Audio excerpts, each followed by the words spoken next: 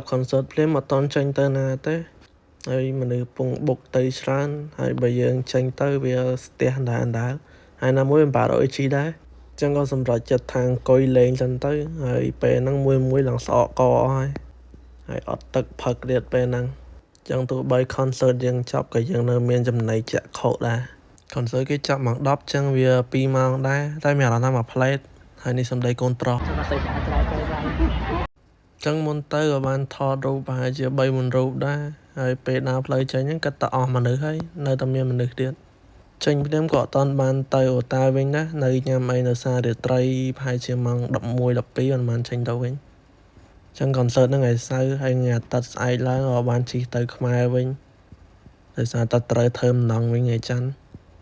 ចឹងពេលមកដល់ប៉ោយប៉ែតដោយសារតែផ្ទះពូម៉ាក់ខ្ញុំវានៅប៉ោយប៉ែតចឹងក៏បានដើរមើលជុំវិញហ្នឹងហើយក៏បានចូលមើលកាស៊ីណូចង់ដឹងតែក្នុងហ្នឹងគេធ្វើអីគេខ្លះហើយកូនខ្មែរមួយរូបនេះខ្លាចតែគេអត់ដឹងថាបានតែមើល concert